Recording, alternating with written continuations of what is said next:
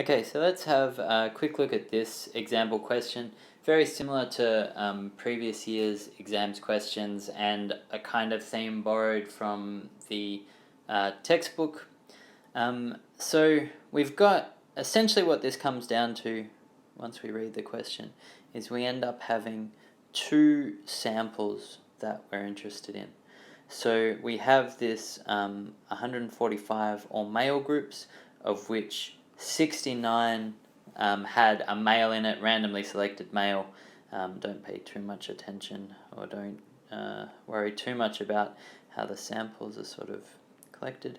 So this is 69 on 145, which is around about 0.476. So that's populations where all males are drinking and the randomly selected male was drinking in 69 of those cases, or 47% of the time. On the other hand, with groups that included a female, so presence of female, 239 groups, and 83 were classified as binge drinking, and so the percentage there is about 34%, 0.347. Okay, so these are our two samples, and then the question that we're asked is whether this represents a significant difference or does it just represent the standard sort of variation that can happen whenever we select people randomly like this. So I'll now go to doing the hypothesis test. So this is the information we're going to be needing in order to solve this kind of question. Remember, with a hypothesis test where we're looking at the difference between two sample proportions, we actually end up using this pooled standard deviation. So basically, in order to approximate the standard deviation, since our hypothesis says, so our hypothesized value says that both samples are drawn from the same pool, we actually estimate it by using our total successes and evaluations. So if we only know the percentages, we can just multiply by each number of observations in order to find the total successes.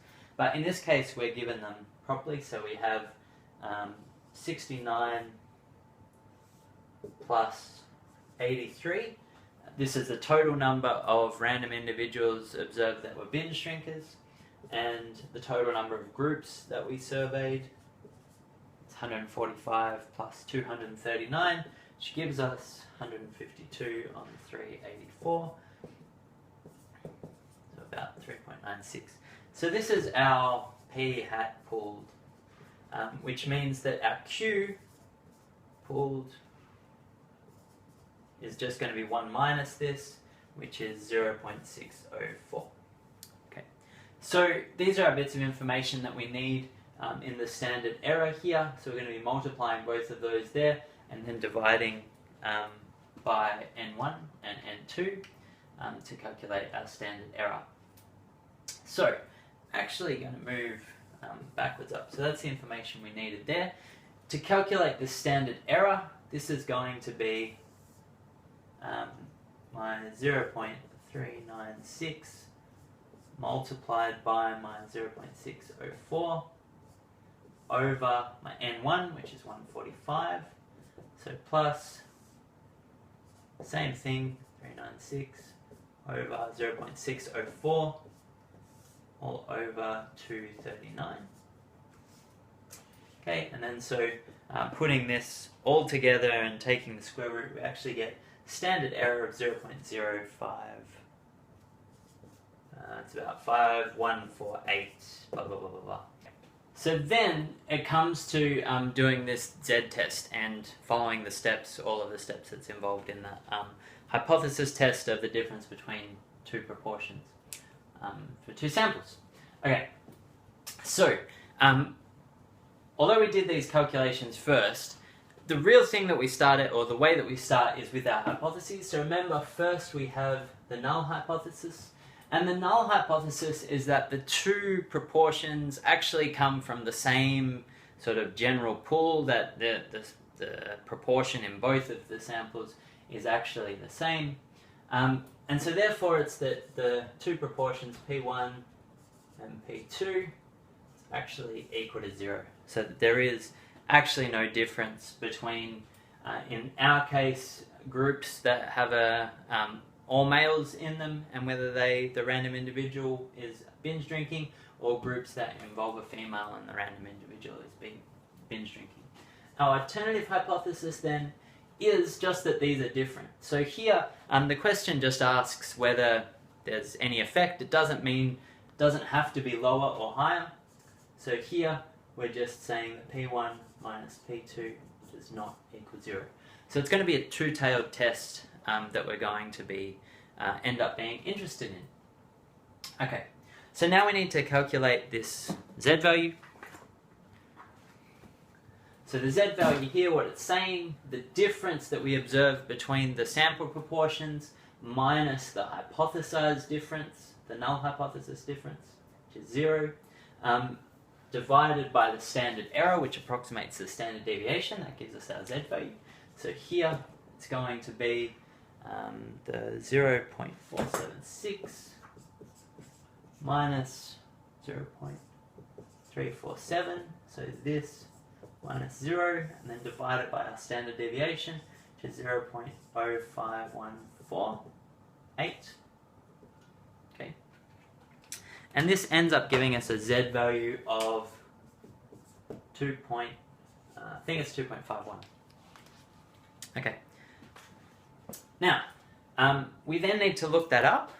So we get our Z table and look it up. Now, okay. So here, when we're looking up the Z table and looking up on this page, so we go right down, we look for 2.54. Remember, this sort of represents the standard deviations. We've done a lot of this practice. So 2.51 will do, and we get this 0.994 is our value there. Can you see it? Hope you can see it. Okay. So remember, that's the probability, 0.994. Remember, this is the Z table. It gives us like that's the probability that it's under here. So, and this is 2.51 standard deviations or standard errors, sort of away from that thing. Now remember, here we're just interested in whether, what's the probability of it being out here or different on the other side. We're only interested in difference, so that's where this becomes really crucial, what we chose as our alternative hypothesis. So here we need to multiply this by 2, so our p-value is actually 0.994, or 1 minus 0.994 times 2, which gives us 0.006 times 2, which is 0.1012.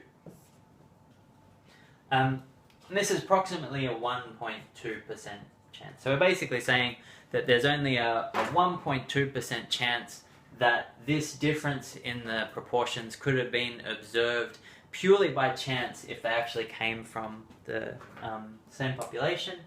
0.012 is less than our alpha level, 0.05 of significance, and so therefore we reject the null hypothesis.